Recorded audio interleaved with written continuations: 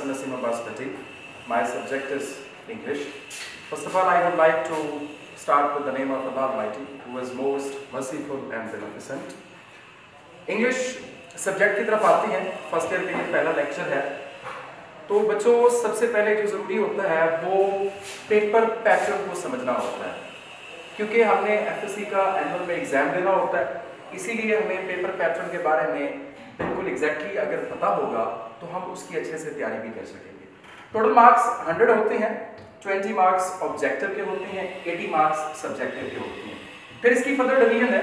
Synonyms जो होते हैं, हम मुतरादिफ अल्फाज होते हैं, 10 नंबर के सिनोनिम्स होंगे. एमसीक्यूज 5 मार्क्स के होंगे. Correct use of verb 5 marks के होंगे. इसका सब्जेक्टिव पोर्शन है जो 80 मार्क्स का है. इसका मेजर पोर्शन होगा शॉर्ट क्वेश्चंस का, ये 30 मार्क्स के होंगे. एक क्वेश्चन 2 मार्क्स का होगा.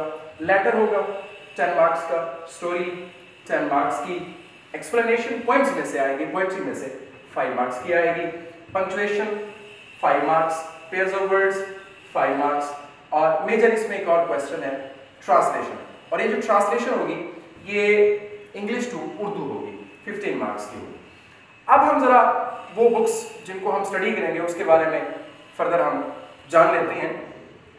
हमारे पास 2 बुक्स होंगी, बुक फर्स्ट और बुक थर्ड.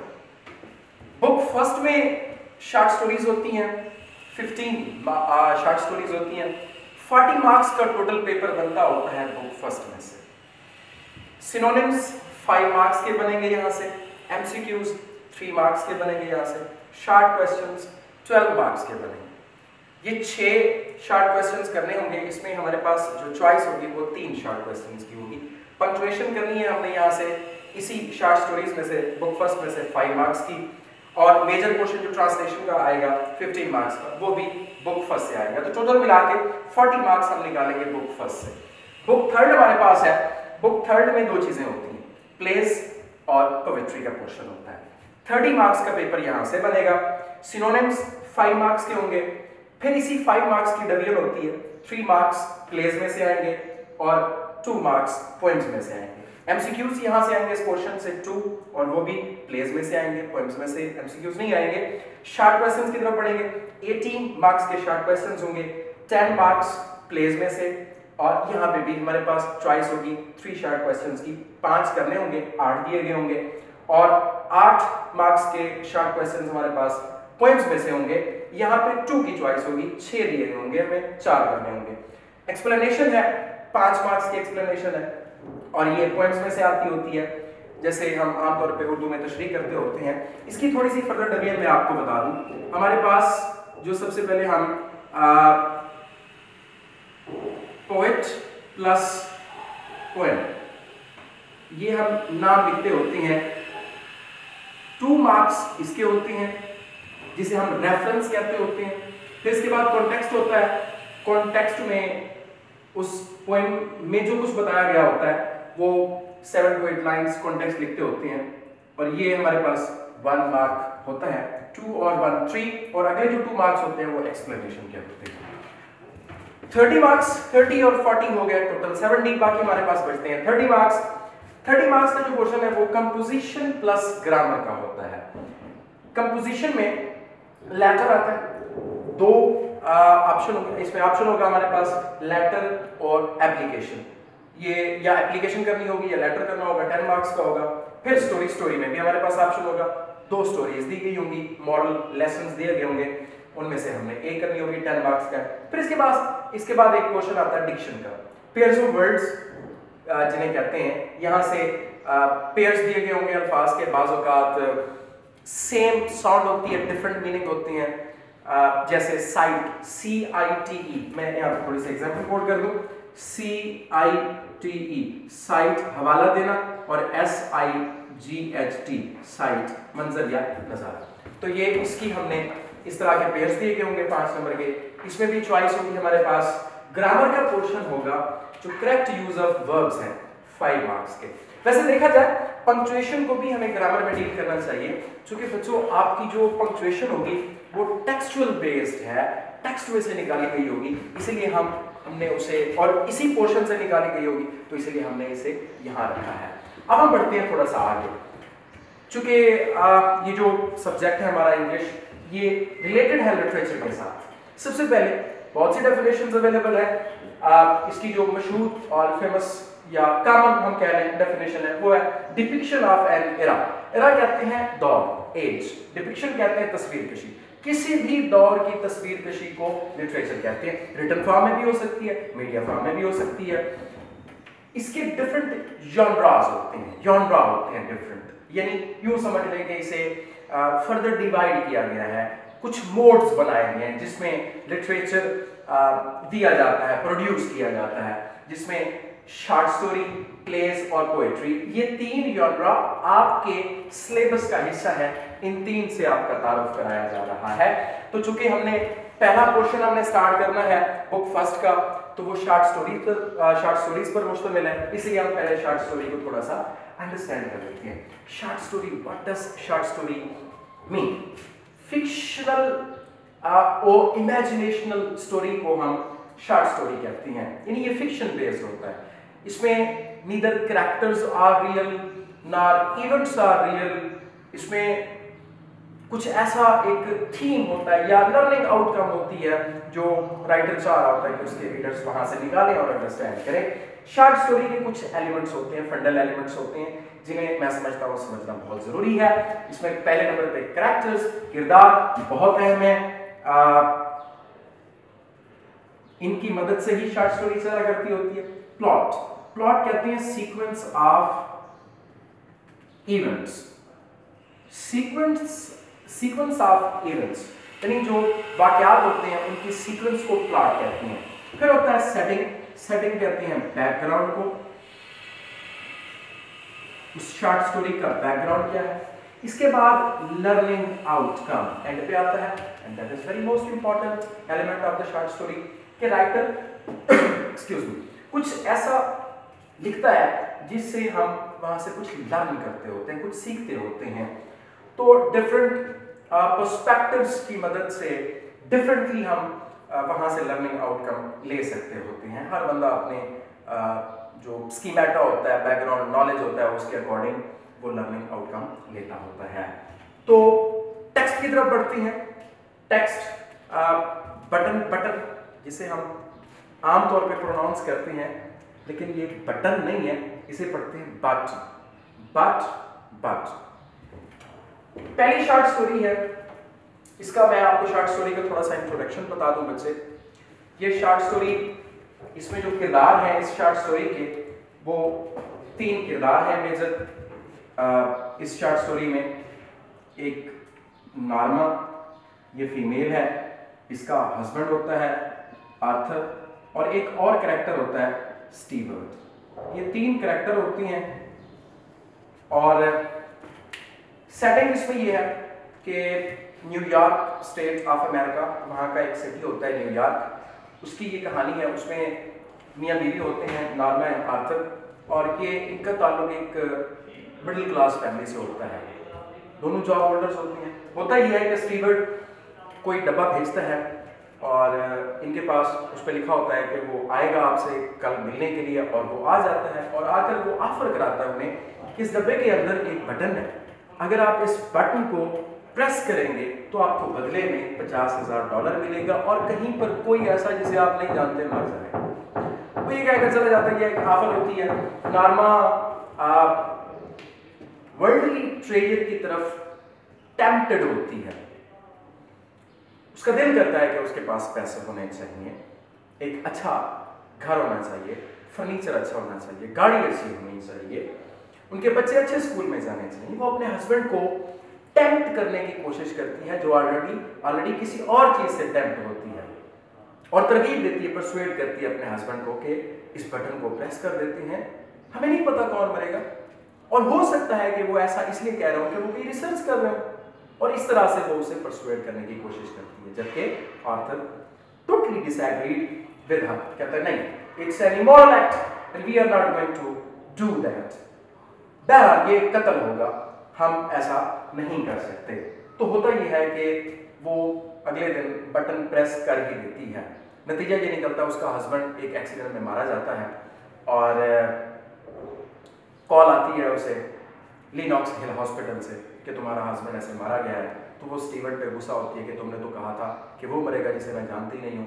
तो उसने कहा कि तुम वाक़तन अपने शौहर को नहीं जानती, अगर तुम जानती होती तो ये अजनबियत ना होती जो वो कह रहा था, तुम उसे अच्छे तरीके से अंडरस्टैंड करती।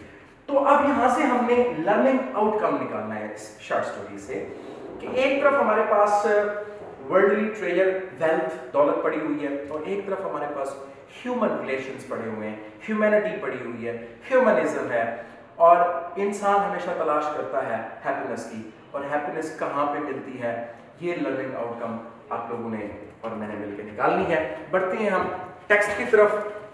बट टेक्स्ट, इसमें 5 चीजें हमने देखनी है जो बड़ी इंपॉर्टेंट हैं, जो एग्जाम्स के पॉइंट ऑफ व्यू से बड़ी इंपॉर्टेंट है, जिनको हमने लेके चलना है और तैयार करना है। Translation is very important, 15 marks का, क्योंकि ट्रांसलेशन का क्वेश्चन होगा। Punctuation 5 marks, short questions, MCQs और सिनोनिम्स, ये अहम है, इनको साथ लेकर हम चलेंगे। बुक्स अपनी ओपन रखें।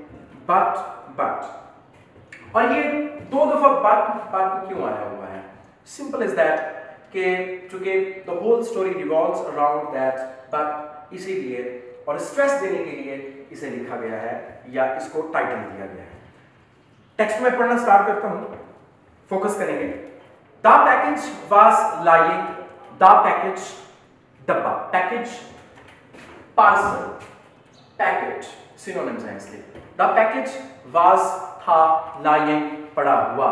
अब ये जो लाइंग है ये एक ऐसा वर्ब है। अच्छा, इससे पहले मैं थोड़ा सा आपको बता दूं कि दा का सिंपल और कॉमन इस्तेमाल ये होता है कि एक चीज को आप जानते हैं और मैं भी जानता हूं। फॉर एग्जांपल, अगर एक कुर्सी पड़ी हुई है, चेयर पड़ी हुई है, आपको भी पता है वो चेयर है, मुझे भी पता है वो चेयर है।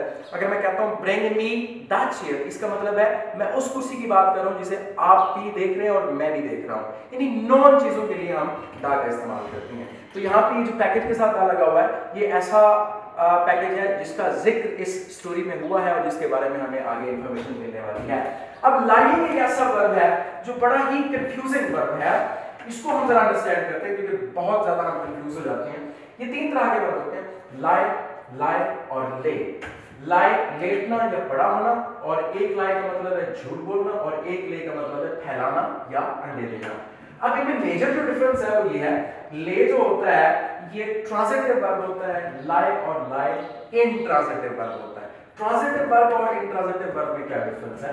ट्रांजिटिव वर्ब वो वर्ब होता है जो अपने बाद ऑब्जेक्ट डिमांड करता है, जिसके बाद ऑब्जेक्ट चाहिए होता है, और इंट्रांजिटिव वो होता है जिसके बाद ऑब्जेक्ट नहीं चाहिए होता। मिसाल के तौर पर मैं कहता हूं हैन लेज क्या एग्स, एग्स आना जरूरी है, और मैं झूठ बोलने के लिए कहता हूं आई लाइक, मैं झूठ बोलता हूं, तो आगे ऑब्जेक्ट की जरूरत नहीं है। अब इसकी फॉर्म जरा देखें, ये भी बड़ा इंपॉर्टेंट है आपके लिए। जो लेटना पड़ा होना है इसकी फॉर्म है ले, सेकंड फॉर्म, थर्ड फॉर्म लेन और आईएनजी फॉर्म लाइंग। इसी तरह झूठ बोलना लाइट, लाइट, लाइंग, और इसी तरह ये अंडे देना या फैलाना लेट, लेट, लेन।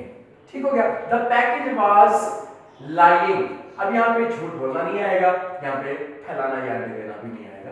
पड़ा होना, मौजूद होना। द पैकेज वाज लाइंग, डब्बा पड़ा था, by the front door, by करीब को कहते हैं, बिसाइड के मीनिंग में आता है।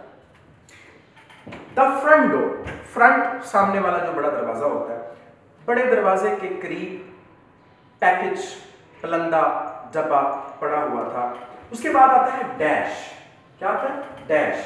डैश पंक्चुएशन मार्क है एक, इसका मतलब क्या होता है? यानी ये जो पंक्चुएशन होती है, पंक्चुएशन मार्क्स होते हैं बेटा, ये 2 तरह के होते हैं जिनको हम अभी इस पूरे टेक्स्ट में देखेंगे, पढ़ेंगे। मेजर पंक्चुएशन मार्क्स होते हैं, माइनर पंक्चुएशन मार्क्स होते हैं। मेजर पंक्चुएशन मार्क्स में हमारे पास एक कैपिटल लेटर, मतलब जो लेटर कैपिटल, जैसे हमने अभी देखा द पैकेज, तो टी पहला लेटर कैपिटल है, उसे कैपिटल लेटर कहते हैं। फास्ट्रॉफी, ये ऊपर जो कामा लगा होता है जो पोजेशन का कंसेप्ट देता होता है। कोटेशन मार्क हमें पता है यूं होते हैं कोटेशन मार्क, और इनका इस्तेमाल क्या होता है कि किसी की जो बात होती है वैसी की वैसी अगर कोट कर दी जाए, लिख दी जाए, तो ये कोटेशन मार्क्स का इस्तेमाल होता है। एंडिंग मार्क्स हमारे पास एक फुल स्टॉप होता है और क्वेश्चन मार्क हो सकता है, एक्सक्लेमेशन मार्क हो सकते हैं जो सेंटेंस के आखिर में आते होते हैं। फिर उसके बाद है कॉमा, ये हमारे पास मेजर हैं क्या पंक्चुएशन मार्क्स। फिर उसके बाद माइनर पंक्चुएशन मार्क्स हमारे पास। हाइफन होता है, हाइफन एक छोटी सी डैश होती है, एक डैश होती है जो बड़ी डैश, जिसका अभी हम जिक्र करेंगे डैश, तो आगे मैं बाद में डिस्कस करता हूं। डैश, डैश किसलिए होती है?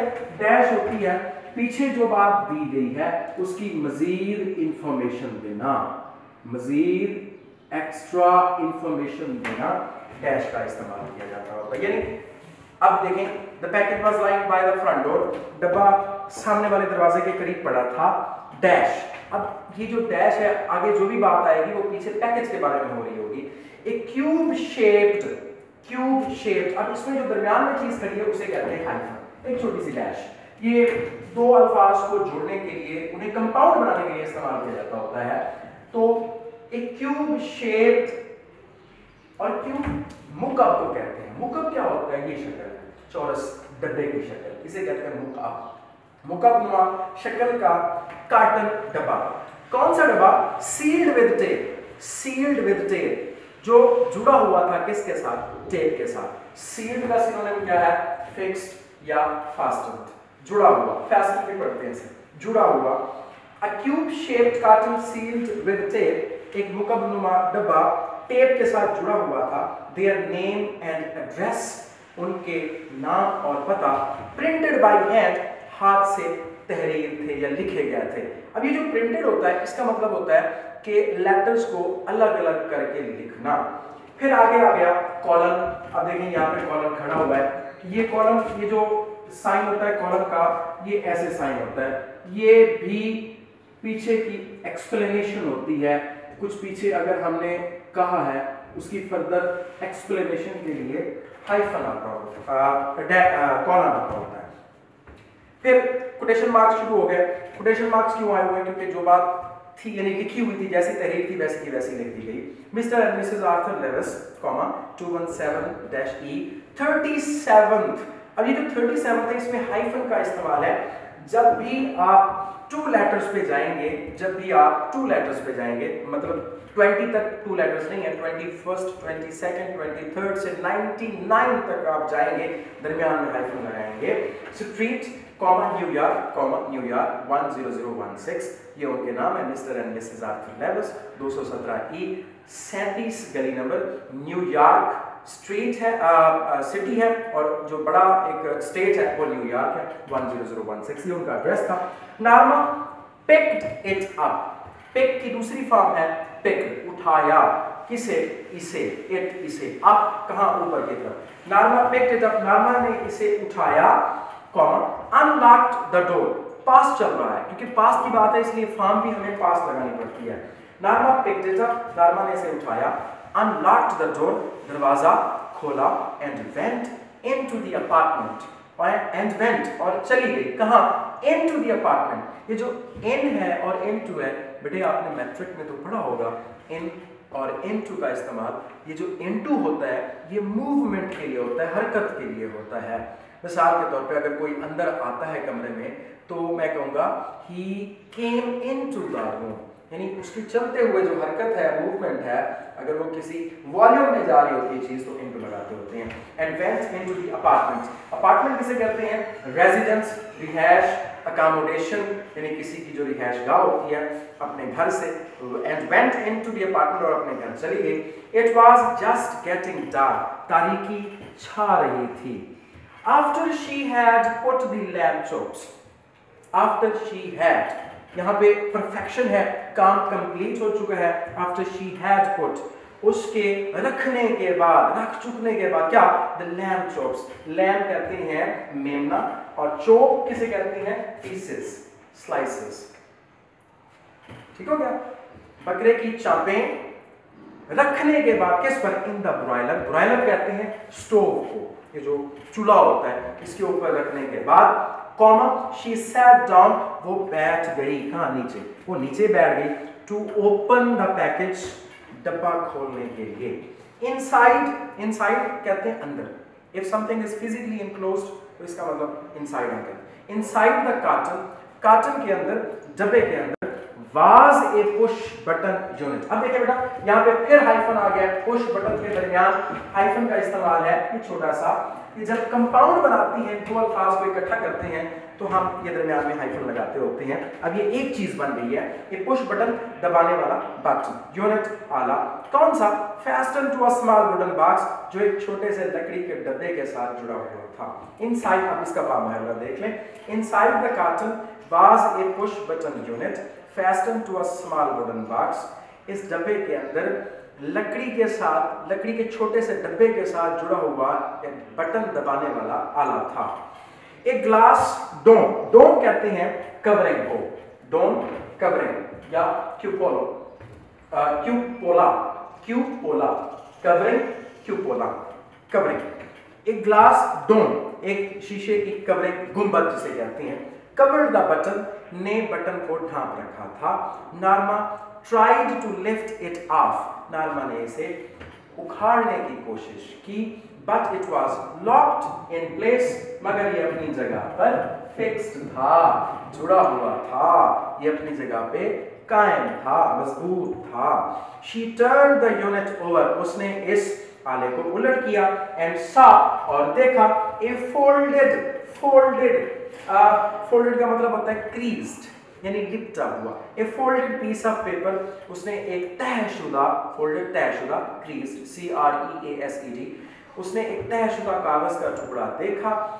कौन सा कागज का टुकड़ा, स्कॉच टेप, जो टेप के साथ जुड़ा हुआ था, किसके साथ, to the bottom of the box, डब्बे के पेंदे के साथ, जो डब्बे के पेंदे के साथ जुड़ा हुआ था। बामुहावरा इसका, she turn the unit over, उसने इस आले को उलट किया और एक छोटा सा तह किया हुआ कागज का टुकड़ा देखा जो डब्बे के पेंदे के साथ, शफाफ टेप के साथ जुड़ा गया था। शी पुल्ड इट ऑफ, उसने इसे खींच उतारा, पुल ऑफ। अब आपको कुछ ऐसे स्ट्रक्चर भी नजर आ रहे होंगे, जैसे पुल ऑफ है, जैसे पिक अप है, जैसे लिफ्ट ऑफ है, इसे अंडरलाइन करते जाइएगा, आगे चल के हम इसे देखेंगे, गौर से देखेंगे। फिर कॉलम का इस्तेमाल है, यानी शी पुल्ड इट ऑफ, उसने इसे खींच उतारा। अब कॉलम क्यों है, क्योंकि जो पीछे उसने खींच उतारा तो आगे क्या लिखा हुआ है, क्या बात है, उसके बारे में इंफॉर्मेशन दी जा रही है। और यहाँ पे कोटेशन मार्क्स का इस्तेमाल है, जो लिखा गया है वैसे के वैसे उसने लिख दिया, राइटर ने, कोटेशन मार्क्स का इस्तेमाल। Mister Stewart will call on, call on कहते हैं मीट, मिलने आना। Mister Stewart will call on you at 8 PM, mister Stewart शाम 8 बजे आपसे मिलने के लिए आएंगे। Norma put the button unit beside her, beside कहते हैं नियर टू, अपने करीब। नार्मा पुट, पुट की सेकंड फॉर्म भी पुट होती है, थर्ड फॉर्म भी पुट होती है। Norma put the button unit, नार्मा ने इस बट यूनिट को, आले को रख दिया, बिसाइड हर, अपने करीब। कहां, ऑन द काउच, काउच कहते हैं सोफे को, सोफे के करीब। She reread the typed note, she reread, उसने दोबारा पढ़ी, पास्ट है, सेकंड फॉर्म का इस्तेमाल हो रहा है।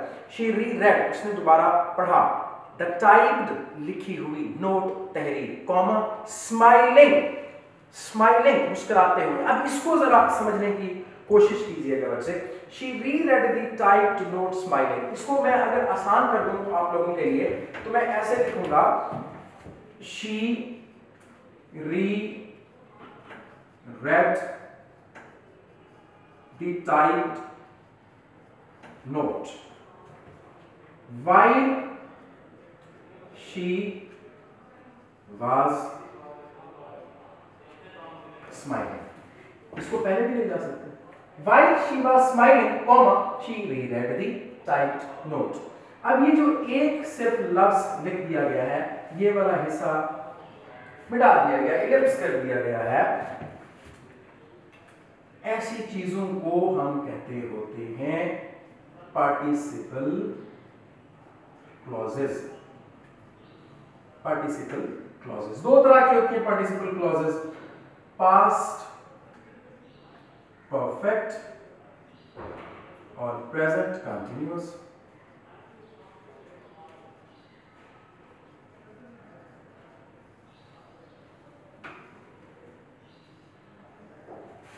अब ये जो प्रेजेंट कंटिन्यूअस है ना, ये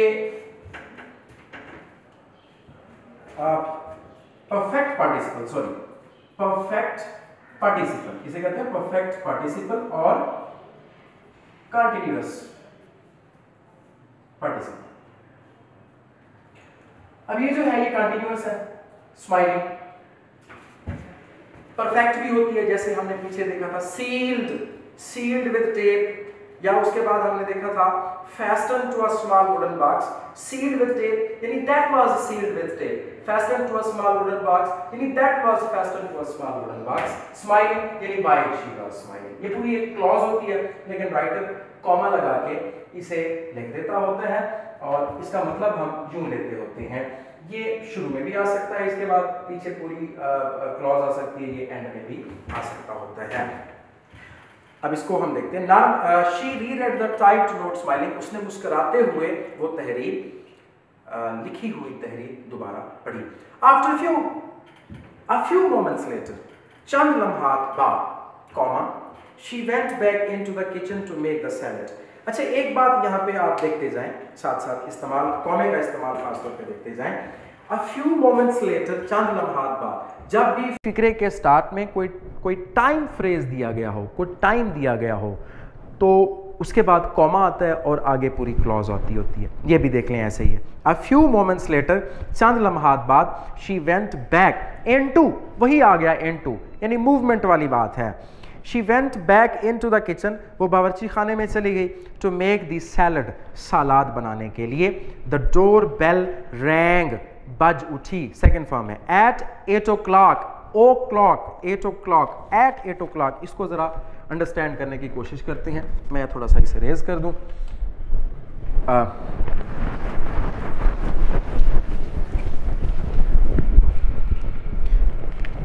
ओ क्लॉक, पहली तो बात यह है कि हमें पता होना चाहिए कि ये जो कॉमा आया हुआ है ये है क्या और क्यों आया हुआ है। इसे हम आमतौर पे कंट्रैक्शन कहते हैं। पंक्चुएशन में ये चीज होती है कंट्रैक्शन, यानी किसी चीज को शार्ट करके लिख देना। अब ये जो कॉमा है ये किसी मिसिंग चीज की दलालत है। मिसाल के तौर पे जैसे हम लिखते हैं जी, ये ऐसे करके wouldn't, couldn't, hadn't। अब ये जो ये कॉमा लगा हुआ है ये बता रहा है कि यहाँ पे कोई चीज़ मिसिंग है। अब यहाँ पे ओ मिसिंग है, not, could not, would not. यहाँ पे भी कोई चीज़ मिसिंग है और वो क्या है, एफ, ओ क्लॉक होता है बेसिकली। और जब भी ओ क्लॉक की बात आएगी आप प्रेपोजिशन एट लगाएंगे।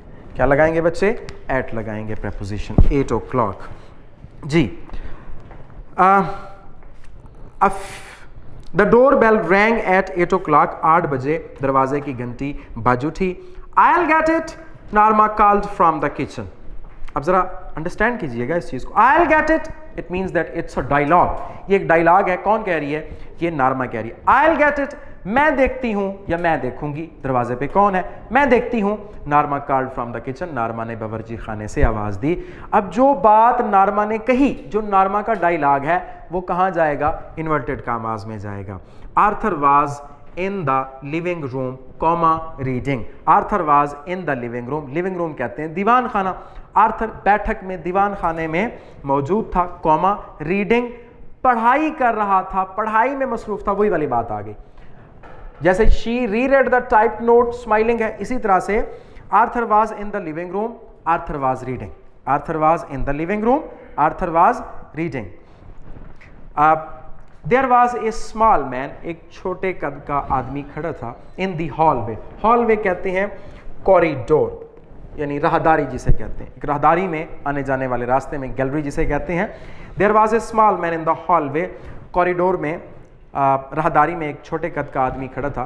ही removed his hat as Norma open the door. He removed, उसने उतारी, हिज हैट, अपनी टोपी, as Norma open the door, जब नारमा ने दरवाजा खोला।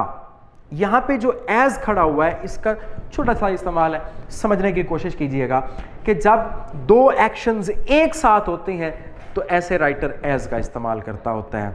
जैसे ही रिमूव्ड हिज हैट, उसने अपनी टोपी उतारी, कब उतारी, उसी टाइम उतारी जिस टाइम नारमा ने दरवाजा खोला, यानी दोनों एक्शंस एक टाइम हुए, इसीलिए दरमियान में एज का इस्तेमाल किया जाता होता है। He removed his hat as Norma open the door, उसने अपनी टोपी उतारी जब नारमा ने दरवाजा खोला। मिसेस लेविस, अब ये क्वेश्चन मार्क, ये एक ऐसी इंटोनेशन है जिसमें क्वेश्चन पूछा जा रहा है, यानी मिसाल के तौर पर मिसेस लेविस, अब ये आवाज है, अब इसमें पंक्चुएशन मार्क में लामहला तौर पे क्वेश्चन मार्क आएगा।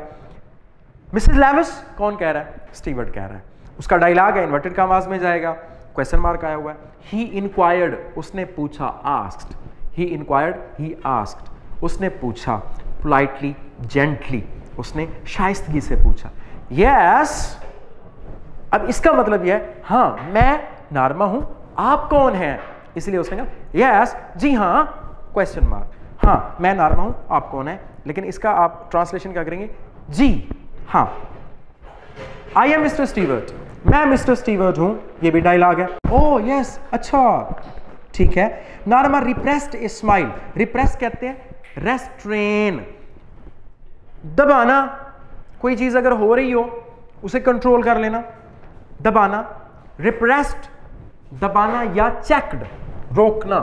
नारमा रिप्रेस्ड ए स्माइल, नारमा ने मुस्कुराहट को रोका। शी वॉज श्योर नाउ, अब उसे यकीन हो गया था, it was a sales pitch, ये कुछ बेचने वाले का लहजा है, यानी ये कोई कारोबारी लहजा है, यानी ये बंदा ऐसा है जो कोई कारोबार के सिलसिले में आया हुआ है। मे आई कम इन, क्या मैं अंदर आ सकता हूं? फिर एक सवाल है और डायलॉग है, इन्वर्टेड कॉमास में जाना चाहिए। Asked Mr. Stewart, Mr. Stewart ने पूछा, I'm rather busy, मैं कदरे मसरूफ हूं। I am rather busy, मैं कदरे मसरूफ हूं। rather, ये जो rather होता है बेटा, ये इसका जो इस्तेमाल होता है वो नेगेटिव एस्पेक्ट्स को शो करने के लिए होता है। इसके अपोजिट क्वाइट का इस्तेमाल करते हैं, और ये जो क्वाइट होता है ये पॉजिटिव यूज के लिए यूज किया जाता है, ये नेगेटिव यूज के लिए यूज किया जाता होता है। हाँ जी, आई एम रादर बिजी, मैं कदरे मसरूफ हूं। नारमा सेड, नारमा ने कहा, don't you want to know what it is, don't you want to know what it is, क्या आप नहीं जानना चाहते कि ये क्या है? अब इसमें आपने, इस सेंटेंस में आपने एक बात नोट की होगी, don't you want to know what it is. जो आखिरी पोर्शन है इस सवाल का, उसमें सवाल नहीं पूछा गया, व्हाट इट इज, जबकि आमतौर पे आना क्या चाहिए था, व्हाट इज इट। ये देखें, don't you want to know what it is. Question है, इस आखिरी हिस्से पे हम फोकस करते हैं। इसे भी आमतौर पे हमें मुगालता हो सकता है कि इसे यूं होना चाहिए था, व्हाट इज इट, फिर क्वेश्चन बनता, लेकिन ये ऐसा नहीं है। ऐसा क्यों है? जब एक क्वेश्चन के अंदर, एक ऐसी स्टेटमेंट जिसमें एक क्वेश्चन हो, जब उसके अंदर दूसरा क्वेश्चन भी ऐड किया जाए तो उसे हम सिंपल स्टेटमेंट देते होते हैं। उसे हम क्या देते होते हैं? सिंपल स्टेटमेंट देते होते हैं। ये आगे भी इसकी एग्जांपल्स आएंगी, आप वाजे हो जाएंगे। हाँ जी, don't you want to know, यानी अगर मैं इसे हटा दूं तो इसको कैसे हमने पढ़ना होगा? You want to know what it is, you want to know, आप जानना चाहते हैं क्या, व्हाट इट इज, ये क्या है? सिंपल स्टेटमेंट अगर क्वेश्चन करें, don't you want to know, इसको अगर दरमियान में ले आए, you do not want to know what it is, आप नहीं जानना चाहते कि ये क्या है, इसको हमने क्वेश्चन बना दिया। डोंट को यहां से उठा के हमने पहले लिख दिया, don't you want to know what it is, क्या आप नहीं जानना चाहते कि ये क्या है? नारमा टर्न्ड बैक, नारमा वापस पलटी। Mister Stewart's tone, mister steward का लहजा, हैड बीन ऑफेंसिव, ऑफेंसिव कहते हैं अनप्लीजेंट या रफ, ऑफेंसिव जारहाना, रफ गुस्से वाला। मिस्टर स्टीवर्ड का लहजा जारहाना हो गया था। No I don't think so, नहीं मेरा नहीं ख्याल। कौन जवाब दे रही है? नारमा जवाब दे रही है। शी रिप्लाइड, उसने जवाब दिया। It could prove very valuable, it could यहां पे सजेस्शन के लिए है, तजवीज़ के लिए है। इट कुड प्रूव, ये साबित हो सकता है क्या, वेरी वैल्यूएबल, यूजफुल, प्राइसलेस, कीमती, लाजवाब, ये बहुत कीमती साबित हो सकता है। ही टोल्ड हर, उसने उसे बताया।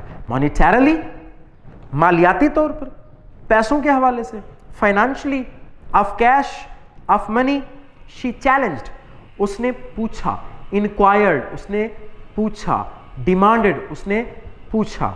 Mister steward nodded, mister steward signalled, node कहते हैं सर हिलाना और हाँ में सर हिलाना। Mister steward nodded, mister steward ने हाँ में सर हिलाया। मॉनिटरली, मालियाती तौर पर। ही सेड, उसने कहा। नार्मा फ्राउंड कहते हैं स्काउट, शोड डिस्प्लेजर, नार्मा आमतौर पे गुस्सा हो गई, नार्मा के माथे पर तेवरी आ गई, माथे पे बल आ जाना जिसे हम कहते हैं। नार्मा फ्राउंड, नार्मा के माथे पे बल आ गया। She did not like his attitude, उसने उसका रवैया पसंद ना किया। What are you trying to sell, तुम क्या बेचने की कोशिश कर रहे हो। शी एस्क्ड, उसने पूछा। I am not selling anything, anything means something, मैं कुछ भी नहीं बेच रहा। ही आंसर्ड, उसने जवाब दिया। Arthur came out of the living room, Arthur दीवान खाने से बाहर आ गया। आउट ऑफ द, किसी वॉल्यूम से बाहर आना, किसी वॉल्यूम से बाहर आना, out of. Arthur came out of the living room, Arthur दीवान खाने से बाहर आ गया। समथिंग रॉन्ग, क्या कोई गड़बड़ है, क्या कोई मसला है, क्या कोई परेशानी है। इसमें अब देखें, इसमें कोई वर्ब नहीं है, इज समथिंग रॉन्ग आना चाहिए था, लेकिन यहाँ पे सिर्फ समथिंग रॉन्ग, क्योंकि ये कम्युनिकेशन चल रही है और ये इनफॉर्मल लैंग्वेज चल रही है, तो ऐसा चलता रहता है। लेकिन इंटोनेशन पे हम फोकस करेंगे। समथिंग रॉन्ग, अब ये क्वेश्चन पूछा जा रहा है, कोई मसला है। Mister Stewart introduced himself, mister Stewart ने खुद को तारुफ कराया। ओह दा, अच्छा तो आप। आर्थर पॉइंटेड, आर्थर ने इशारा किया, पॉइंटेड डायरेक्टेड। आर्थर ने इशारा किया टुवर्ड द लिविंग रूम, दीवान खाने की तरफ, एंड स्माइल्ड, और मुस्कुरा दिया। What is that gadget, gadget आला, device, apparatus, tool. What is that gadget? Anyway, to support an argument. अपने किसी भी आर्गुमेंट के सपोर्ट के लिए आप क्या कहते होते हैं? anyway. बहरहाल, जिसे हम आमतौर पे कहते हैं। What is that gadget anyway? बहरहाल, ये आला है क्या, यानी that gadget, that का मतलब ऐसे वो होता है, लेकिन हम यहाँ पे करेंगे कि आखिरकार ये आला है क्या। यहाँ तक आज के लिए काफ़ी है। नेक्स्ट लेक्चर में हम जो कुछ हमने आज पढ़ा है, पेपर पैटर्न के बारे में, थोड़ा सा हमने शॉर्ट स्टोरी के बारे में देखा, शॉर्ट स्टोरी के कुछ एलिमेंट्स के बारे में देखा हमने, फिर कुछ वर्ब को हमने देखा, पंक्चुएशन मार्क्स के हवाले से हमने बात की कि मेजर जो पंक्चुएशन मार्क्स होती हैं वो हमारे पास ये होती हैं, इनका हम इस्तेमाल with the passage of time करते जाएंगे। माइनर कुछ हमारे पास होती हैं पंक्चुएशन मार्क्स, उनका भी हम इस्तेमाल थोड़ा सा देख रहे हैं। जैसे हमने हाइफन दो अल्फाज को जोड़ने के लिए इस्तेमाल किया जाता होता है और वो एक लफ्ज़ बन जाता होता है, एक लफ्ज़ की तरह फंक्शन प्ले करता होता है। डैश पीछे कोई इन्फॉर्मेशन देनी होती है, कॉलन पीछे कोई एक्सप्लेनेशन देनी होती है पीछे वाली शय के बारे में। इसी तरह से कोटेशन मार्क्स हमने देखे हैं, जब कोई चीज़ जैसे लिखी होती है, जैसे किसी ने कहा होता है वैसे कि वैसे लिख देना जो होता है, उसे कोटेशन मार्क्स में लिखते होते हैं, या फिर किसी का जो डायलॉग होता है वो भी हम कोटेशन मार्क्स में लिखते होते हैं। हमारे पास एंडिंग मार्क्स थे, फुल स्टॉप था, क्वेश्चन मार्क था, इसका भी इस्तेमाल नहीं आया। कॉमे का हम इस्तेमाल देखते आ रहे हैं। कॉमे का इस्तेमाल हमने एक देखा जी कि जब टाइम फ्रेज फिक्रे के शुरू में आ जाए तो कॉमा आता है, और दूसरा हमने देखा ये वाला जो मैंने कहा था कि she reread the type note while she was smiling. अगर मैं वाइल को पहले ले जाऊंगा तो फिर यहाँ पे कॉमा लगाऊंगा। कैसे? While she was smiling. अब यहाँ पे मुझे कॉमा लगाना पड़ेगा because it is a major mistake अगर हम नहीं लगाएंगे comma. While she was smiling she reread the typed note. तो ये दो हमने कामे के इस्तेमाल पढ़े। फिर हमने मुकब शक्ल ऐसे चौकोर डब्बे की होती है, कुछ ये सिनोनिम्स हैं, सिनोनिम्स आपने देखनी है। अच्छा, ट्रांसलेशन भी आपने देखनी है। MCQ जहाँ जहाँ आपको नज़र आए, कोई इंपॉर्टेंट MCQ, मिसाल के तौर पे कि Mr Steward will call on you at dash 7 PM 8 PM। अच्छा, फिर उसके बाद एक क्वेश्चन बन सकता है कि inside what was inside the carton, डब्बे के अंदर क्या था? तो आप लिखेंगे inside the carton was a push button unit fastened to a small wooden box, a glass dome covered the button, Norma tried to lift it off but it was locked in place. अच्छा, एक सवाल ये भी बन सकता है कि why did Norma consider the tone of mister Stewart offensive, mister steward का जो लहजा था वो जारहाना हो गया था, ऐसा नार्मा को क्यों लगा? क्योंकि नार्मा ने बिहेव ऐसा किया था उसके साथ, और सामने वाले का जाहिर सी बात है रवैया, उसके बिहेवियर की वजह से, एक्शन की वजह से उसका रिएक्शन भी थोड़ा सा चेंज हुआ। तो आप लिखेंगे कि शी सेड, पहले आप लिखेंगे कि जी mister Stewart told them that he will call on you at 8 PM. When he came, Narma said that I am rather busy. तो इसके ऊपर mister Stewart's tone had been offensive, जारहाना हो गया। इस किस्म का क्वेश्चन भी यहाँ से बन सकता होता है। नेक्स्ट लेक्चर के लिए इजाज़त दें। Thank you very much. अल्लाह हाफ़िज़।